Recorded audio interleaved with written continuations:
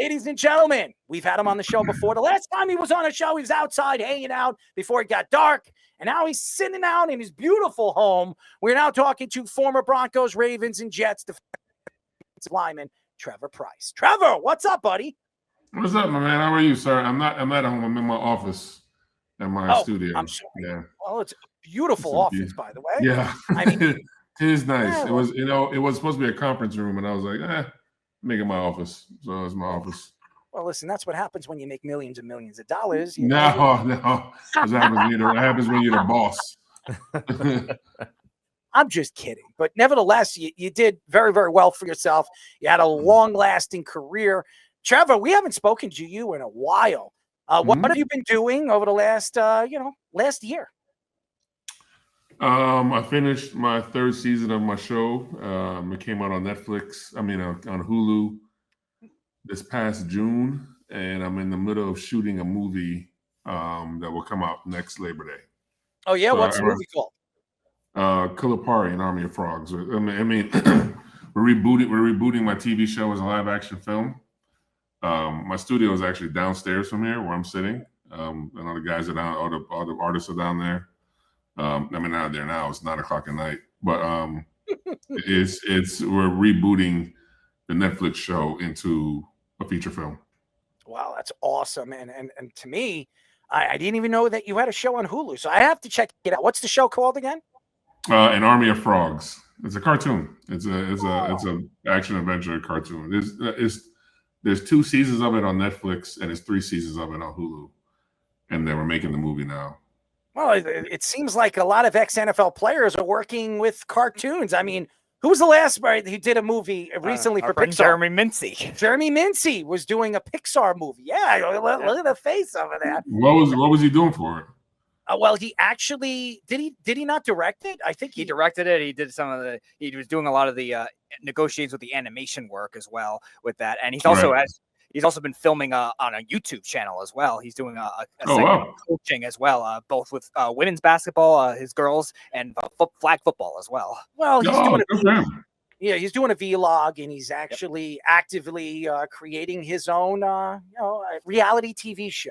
And Jeremy Mincy's a friend of the show, just like you, Trevor, and that's great. Yeah. Obviously, walking away from the NFL and doing the things that you're doing in the entertainment field, that obviously helps you move forward in your career. So obviously, going into this season, there were a lot of questions with the New York Jets, and could this team actually make the playoffs? They haven't been in the playoffs in over 13 years. This team has been absolutely horrendous. They bring in Aaron Rodgers over the last 2 years. The guy gets hurt in 4 plays on, Sunday Night Football. Goes down against the Buffalo Bills, then comes back this year, and he was talking on the Pat McAfee show and saying that this team could make it, be a contender if everything falls right. Well, guess what? This team has done nothing but fallen on their faces. What were your thoughts this season with Aaron Rodgers coming out and saying what he said on Pat McAfee show before the season, and where the Jets are now, saying that he could be on his way out and going to play for another team in the offseason? I think the thing you have to realize is, and I think sometimes players get caught up thinking like fans and not players, and that's a mistake, because to think that with the coach of the Jets, we're going to add 1 player out of 22, and that's going to be that's how we get to the Super Bowl. That is wishful thinking, right? It doesn't work like that.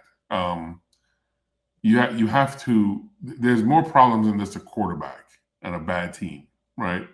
Like most NFL quarterbacks, if there's no offensive line and they're just playing 7-on-7, will eat a defense apart. I've seen guys come off the street and do it to the first team Ravens defense, just playing backyard football, right? But at the same time, when I was at the Ravens, we added Steve McNair, and we wound up 13-3. The year before, we were 3-13. So that I get it, right? But I think in today's NFL, where the talent margins are this, from the Jets to the Chiefs, it is literally a couple inches. You know what I mean? There are several guys in the Jets that would start for the Chiefs, and there's a bunch of chiefs that would start with the Jets. You know what I mean? You can't think to yourself, oh, we just add a quarterback, everything's gonna be hunky dory. No, you need a culture change, you need a coaching change, you need a offensive line change, and you better this and you better that. Like they were doomed from the start. I believe that's just my thinking. So Trevor, what do you think too? Like as somebody that's obviously won a Super Bowl, do you think it's a culture change or do you think it's a talent change? I think it's a culture change. You know, coaching at that level really does matter more than people think it does, right? I know all the players are kind of the same. Everybody's the same size, strength, speed, but it's also confidence, right? Because NFL football is hard. It's very hard on the body. It's even harder on the mind, right? I think if you go into a game knowing you're going to win, you'll win. If you go into a game hoping to win, you're not going to win. And I think the Jets, from a culture standpoint, go into games hoping to win rather than we know we're going to win. You know what I mean? Where do you think that starts from, though? I think it starts from your record. I think you are who you are. It starts from your record. You know what I mean? It starts with like if people want to blame Woody Johnson, and I know Woody, right? And Woody's a great guy, and he's a cool old dude that would hang out in the practices and talk to us and that kind of thing. So it's really not him. That's not what it is. You know, it's kind of like, people say you have to have a job to find a job. You have to win football games to win football games. You have to have won football games, right? You in the NFL, man, like it is a pick on me league, right? So in NFL, they'll kick you while you're down. So people like kicking the Jets. Like teams like playing the Jets because it's like, oh, this is a free one. We get healthy today. Or when you play San Francisco and they have the backup quarterback in, oh, we're gonna get healthy today. That's a thing people say in the locker room. Oh, we get healthy today. And you're playing the Jets, we get healthy today. You know what I mean? So their problems go a lot deeper than it was the coaching, Trevor. Everybody, I said that in the beginning of the season. Yeah, before the season even started. The coaching was bad. The coaching was bad too, and I hate saying that because that guy worked hard, and the coaches work hard, man. I cannot stress enough how hard NFL football is, how difficult it is, and it just the talent margins are thin, and the coaching is thin, and everybody's running the same plays, but it's one or two plays inside a game in the NFL, right? And one or two plays will basically tell you whether or not you're getting blown out or you win. It's 2-3 plays. That's it. It's three plays, 21 points. That's what it is, man. So I'm kind of simpatico to what the Jets are going through because I went through it several times in the Broncos and the Ravens. But the Jets team I played on was fucking great. Sorry. No, it's all right. They were. But you also had a pretty decent coach over there. I mean, they weren't. He wasn't that bad. I mean, Robert Saleh is a rookie coach that got a chance because he was the defensive coordinator for the 49ers, and anybody could be the defensive coordinator for that 49ers defense. Anybody, you could. Yeah, I really could have. But I would tell you what went wrong with the Jets when they picked Zach Wilson, and I'm gonna tell you why that's a bad pick. He is built like a team girl, right? He's not an NFL. The NFL is a size and speed league. It is a genetic league, and you cannot draft a quarterback that has slight shoulders. I don't care how much he weighs. Like the fear in a Zach Wilson as I beat a guard and I'm running at you full speed. I would see the fear in guys like that eyes. It's a genetic. If you don't have the right genetics, it is really hard to succeed in this league. The kid from Carolina, wrong genetics. That's really tough. He's not going to make it. The game is too big, too fast, too violent. Right? And you can't teach that. And you cannot teach big, fast, and violent. Right? You can draft a kid that says, oh, he's 205. Rex Ryan said something that was really, really profound, and I was like, you should be still coaching or running a team. He said Bryce Young is small. Kyler Murray's short. There's a difference. There's a difference between Kyler Murray's short, right? Bryce Young is small. Zach was small. He was a slight guy, and you have 290-pound 4'6" running defensive lineman running at his head, and like that is an anxiety and stress I don't want, and I'm 290 pounds. You know what I mean? So that's that, and there's no coming back from them. Once you make a mistake like that, they'll be in the thick of this for the next 5 years. So I want to ask about Rex Ryan because he's been in the rumors again. He's going to throw his hat in to get the Jets head coaching job again. We heard he almost got the Broncos defensive coordinator job a few years ago. So that I don't understand. I don't understand how they didn't hire him. I'm like, yeah, what the hell are y'all doing?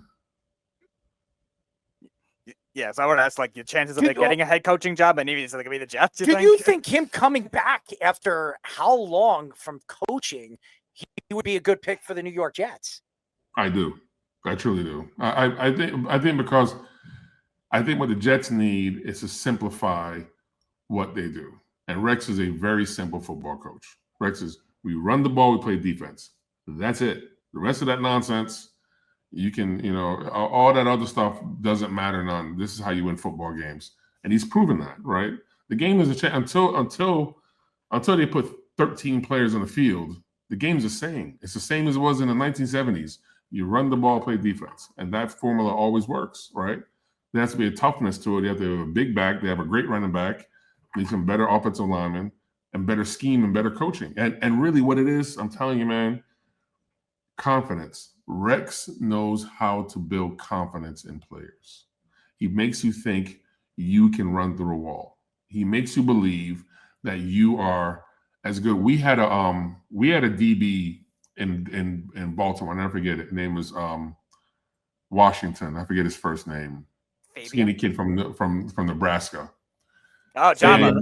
Fabian Washington. Fabian, right? And we were playing. You just made his day, by the way. You just made Fabian.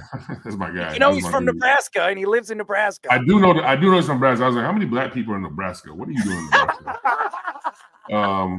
And so Fabian, we were playing somebody that had like a really fast wide receiver. I forget who it was. The receiver doesn't matter, but he was one of the fastest guys in the league. But Fabian's 40 time was faster than his. So Rex all week was like, make sure you slow down so you don't run past the guy, right? The guy's like an all pro. It was like Andre Johnson or somebody like that. It was somebody that was that was like like an all pro guy, and Rex was like, well, Fabian runs a 4.2, so make sure you gear down when you're covering him. Like that's the type of thing he would do, right? He would keep it. He would make sure that you knew he believed in you. And I'm telling you, even at the NFL level, that matters so much. It mattered to me. You know what I mean? It was, and he is the best man for that job, no question. Wow! Did you hear that? He is. By the way, ladies and gentlemen, we are talking to former Broncos, Ravens, and Jets defensive lineman Trevor Pryce. This is a guy that's been successful for many, many years in the NFL and actually won a Super Bowl. Actually won how many Super Bowls? 2. So not 4, but 2. This guy has been successful in the NFL, and he actually was coached by Sexy Rexy, who actually lost some weight, Trevor. So, I mean, this guy can actually go move back and forth on the sidelines. He doesn't have that jug of a stomach rumbling on the sidelines. So we beat Denver when I was with the Jets. We beat Denver, and I jumped on Rex's back, and he held me up. There's a picture of me I jumped on his back, like literally like piggyback ride on his back, and he held me up, and I was like, Rex is strong as all hell. Was that with Tim Tebow on the Broncos? No, Tim Tebow was out of the league, I think. What was he? Maybe he was. Actually, maybe I don't know. I don't even know. Or was it Kyle Orton? He might have been. Maybe it was Kyle Orton. It was Kyle Orton. That's exactly what it was. But Tim Tebow was still in the league. He was definitely in the league. He probably was still on the bench at that time. Because he wasn't playing for the Jets, though. He wasn't playing for the Jets. No. Because Tim Tebow actually played for the Jets at the tail end of his career because he was a tight end. Yeah. And he played for Rex Ryan, actually. So, yeah, he did. I remember that. That was a bad idea. Rex got that one wrong. That was like Rex. Hold on one second. That wasn't Rex. That was Mike Tannenbaum, who's actually right now doing all the interviews for the New York Jets. Wonderful. They got that one wrong. I was like, what? Homeboy can't throw a fight, much less throw a football. It's like, this is unbelievable. There's another team right now. You were just speaking about the Broncos, and the Broncos have really taken 2 steps forward this year. I mean, who would have thought that this team completely fallen off with Russell Wilson? They ship him out. They get rid of that contract. They're actually still paying Russell Wilson right now. He's getting paid $1.5 million over there to Pittsburgh. They practically are paying his full contract just to ship him out. They draft Bo Nix, and this team right now is on their way into the playoffs. Their defense. Yeah, it's really amazing. Sean Payton's having one of his best coaching years with a young quarterback that started to develop right in front of our eyes. Yeah, I think the whole thing with some of the quarterback gurus, when I say, look, the man had 60 some odd starts in college. Like he's an NFL player just from experience alone. Like you compare him with Anthony Richardson, and you see 2 very different physical skill sets. Anthony Richardson is way more skilled, bigger, stronger, faster, bigger arm. But Bo Nix, with his experience and seeing defenses and learning offenses, and kind of just like, when a quarterback or a defensive lineman switches teams, we pick up the stuff. If you're old enough, you pick it up real quick. I remember Baker Mayfield went to the Rams 2 days and he's out there playing. Like you pick that stuff up. Like the concepts are the same. The verbiage might be a little different, but you can kind of A/B the verbiage. You know what I mean? Yep. So Trevor, what do you think separates that? Is it pedigree? Is it just understanding the game, or like it's time? What is it? It's time. It's time. It's time listening to coaches, right? And he had the same. Another thing too, it's familiarity, right? So the longer, and I know Bo Nix went to 2 schools, but he was stable at the 2 schools he went to, right? And so the offensive coordinator wasn't changing every year, and he learned the concepts. And when a quarterback learns concepts or a defensive lineman learns concepts, you learn a half field at a time. You learn the right side of the field, left side of the field. And they give you reads on one side, but hey, we're not going to do it by the other side. The play is over here, right? And he played that great game. So it is pedigree, but it's also time spent learning the game. It is complicated. It is complicated in its simplicity. You know what I mean? That's kind of what NFL football is, at least. So I want to ask about the Ravens now with Lamar Jackson. Last time we had you on the show, I think we were joking about the Lamar Jackson contract situation. And since then, he's won an MVP. He could win another one this year. But him and Marlon Humphrey were taking shots at John Harbaugh at the beginning of the year. There was a little bit of drama with the way they were finishing games. Like, what are your thoughts to that and the way they've overcome that this season? The thing about Lamar Jackson is, at any given time, he's the fastest man on the field. And I don't think it's close.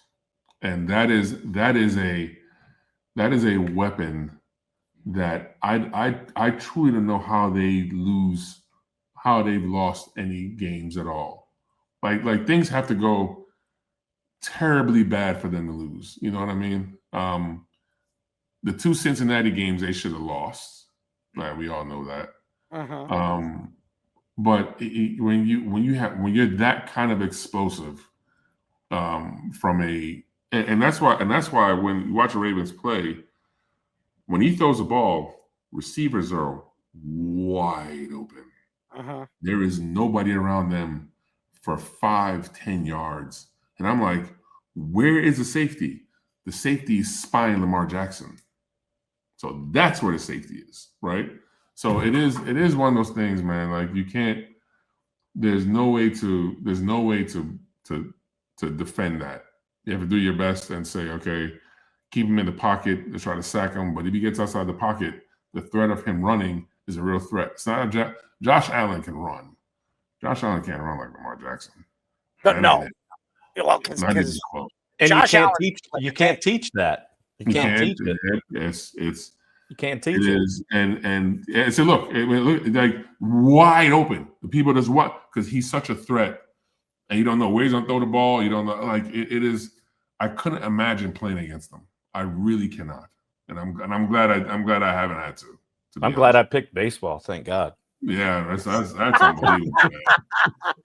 But you know what's crazy watching this season, and I think that this Kansas City Chiefs team is probably one of the worst 9-1 teams I've seen in a very long time. I mean, I'm not saying they don't have talent. They have a tremendous amount of talent, but Patrick Mahomes is not having a great season. I mean, they don't have a number one wide receiver. Their tight end looks old. I think he's hanging out too much with Taylor Swift. I mean, the defense, even though it's a great defense, they're not as good as they were last year. And they're 9-1. I mean, they're 9-1. It makes no sense. Maybe it's just because of big Andy Reid, who I think is by far the best coach right now in the NFL, the best offensive mind I have ever seen. By far. Why do you think? Why do you think? Well, let me interject before you answer this, Trevor. Yeah. Do you think having a winning culture in the aspect of they know how to win games, do you think that plays a part? 1,000,000,000%. I was going to say that. It is, we expect to win. It is that simple. It's like we have Patrick Mahomes, so therefore we have a chance, and we always have we're spotted 4 points as we walk on the field. You know, that's the way they think. That's the way, and there's a confidence in that. We have 2 Super Bowls. We have Patrick Mahomes. We have this. We have Chris Jones.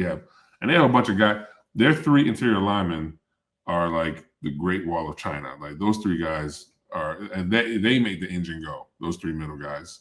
But they have guys that can't play dead. You know, one of the linebackers is no good. The safety is okay. You know what I mean? So they have problems. Like every other NFL team, they can get better and upgrade some things. But it is the culture of winning at all times is prevalent in everything they do. Unlike the Jets, right? Thank you, Trevor. Thank you. You had to bring the Jets. You had to bring the They don't have a culture. They don't have a. Thank you, Trevor. It's a culture of it is, man. Like we expect to win. Like yeah, and like they blocked the kick, the Denver kick. Like who blocks a? Like are you for real? Like they made a deal with the devil. Denver should have won that game. Denver either should have won that game. A field goal kick? Like you block it? Are you serious? You know what I mean? So you can watch a whole red zone all day and not see a block kick. But as soon as Kansas City needs a block kick, guess what happens? So that's culture, man. That's culture, and that is energy, and that is coaching and belief. It's just belief. Remember, the talent pool between the Jacksonville Jaguars and the Kansas City Chiefs is very narrow. I'm telling you, it is razor thin. What separates them? Belief and culture. I've seen it with my own eyes. All right, one more question for me. I know we've discussed a lot about the Hall of Fame, the borderline. We think you should be a Hall of Famer. 100%. And there were actually some interesting comments over the summer about somebody you played against, and that was Willie Anderson, who said the blind side. Yeah, he said the blind side has kept right tackles out of the Hall of Fame, but it put more left tackles in. So, what are your thoughts to those comments? And do you think like they're very picky with positions, specific things? I think the game has changed. Like back in the day, it was like because the quarterbacks were statues. So you will stand there with your back turned to a defensive end. He's going to hit you in the back, right? So you had to have a great left tackle. I do think now that the game has changed, the quarterbacks are mobile and getting out, read option, get on the edge and all that kind of stuff. Now tackle's a tackle, right? And you see them switching sides and things like that. Like, oh, I was left tackle and I'm right tackle. It used to be like, I remember my rookie year, Tony Jones, God bless him, he passed away. He was they signed him to be the left tackle. And what happened was Gary Zimmerman came back and said, moved him to right tackle. And he was so angry, right? Won the Super Bowl, but he was like, I signed him to be the left tackle, right? It was a big deal to him. But Tony T-Bone was my guy. Do you think they're sexifying these things to get dudes to the Hall of Fame because it becomes sexier in these certain aspects of positions that they're playing? A little bit, it is kind of tell a story. You know what I mean? Let's what's the story of this thing that we're doing right now, and how is it affecting the game from a schematic standpoint, right? And you watch Trent Williams play. Like, you watch Trent Williams play, Trent gives very little effort at times. Like, he's so big, the play's going away, he'll just kind of wall you off. Something like Trent's not trying to, as good as he is, he's 37 years old or whatever he is.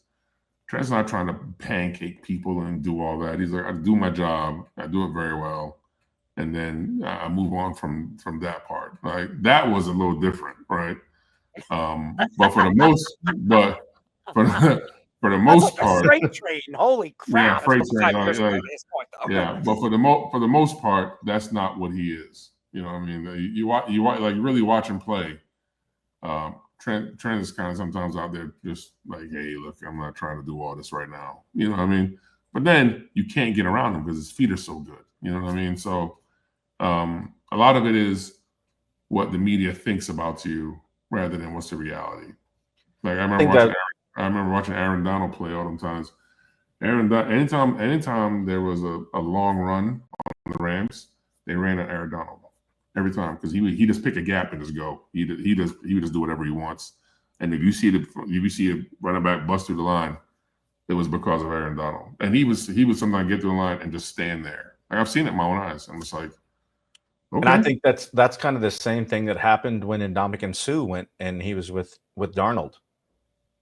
And now he was getting attacked in a different way that he's never been attacked before, because he was bull rushing, doing everything else. And I think that just plays a part in it. Yeah, it does. But it also is, we let Aaron Donald do whatever he wants, because at some point he's going to make a play that changes the game. And he did that 1,000 billion times. Right. You know what I mean? So you live and die with it. You just live and die by the sword. And the thing is, when you watch someone like Aaron Donald, you're watching somebody who gets away with it because they don't mess with him on Monday in the film, right? Like he wasn't coached. I remember the article in Sports Illustrated about him being drafted to St. Louis, and the defensive line coach was a guy named Mike Waffle. And I know Mike. Mike coached me in the Pro Bowl. Mike is a military man. Buzz cut. He's 6'6", takes no shit from nobody. And apparently he realized Aaron Donald was special, and he went, listen, when I'm coaching, I'm not talking to you. I'm talking to everybody else. You do what you do. You just line up. When they say hike, you just go. And he said he had his own. So Aaron Donald had his own set of rules, and that never changed. Now look, when a 3-time defensive player of the year, like he should have won it about 5 or 6 times, to be honest with you. I mean, he was the closest thing to any big time Reggie White or anybody you want to compare his talents to. I mean, by the way, remember when he came into the league, when obviously coming from Pitt, he was overweight. People thought that he was overweight, out of condition. Yeah. And then look at how he built his body. I mean, the guy was built like a tank. When he went to St. Louis, I mean, he lost, I think, 30 pounds, turned it into muscle. I mean, has anybody seen what Aaron Donald's body looks like, especially after the fact when he was drafted? I mean, the guy has an unbelievable physique. I don't want to meet him in the dark alley. I'll promise you that. No, you don't. You don't meet him on a football field either. You don't see that. I'll take him on the baseball field, but I'm not taking him on the football field. I think they said he squatted over like 950 pounds 25 times or some crazy number. No, he did not do that. I'm just saying, maybe it wasn't 950, but it was a lot. I was like, hold on. It was a significant amount, and he did it 25 times. He did it 25 times. I can believe that, but he was maybe it wasn't 950, maybe it was 700, but he did it like 25 times. He did it 25 times. Yeah. He was like the James Harrison of the line. That's what he did. James. But then again, I heard Brian Urlacher was putting up 500 pounds like 10 times, so I don't know what to believe. So. Yeah, don't believe any of it. I've seen Brian Urlacher played with a bald head and went in the Hall of Fame with a full head of hair. Like, let's so don't believe anything he says. Right. That's funny. That's funny. Believe nothing the man says. How did this happen? Well, I was like, this is weird. Trevor, we really appreciate the time as always. I know you're busy, and obviously you have this cartoon. Yeah, you should be asking one of us to be a voice of one of these cartoons. Ain't no I mean, way come on, man. You can have a cartoon character that looks like John. It'll make it work. Yeah, that is unbelievable. We're not going to do that one. I'll come and talk sports before that happens. He's a smart businessman for a reason. He's a smart right. I sit in the big chair in the big office because of those decisions. That's why I have a surfboard. I have a surfboard on my wall because I made those kind of decisions. Trevor, I say the same thing. I signed the front of the check, not the back of the check. Facts. Facts. Well, thank you. Anyways, Trevor, we really appreciate the time as always. Keep up the good work, and we'd love to get you on in the very near future, my friend. Yeah, I'll be around. I'll be back around time of Super Bowl because I think we're debuting the trailer. I think during the Super Bowl radio media week. I think. Really? I have the trailer. The trailer's on my TV. We're still working on it. So, well, send that to us, and we can send that out as well. Yeah, when it's ready, when it's done, I send everybody at the same time. There you go. And like I said, if anybody gets sick, you can ask me to be a little fill in there. All right, goodbye.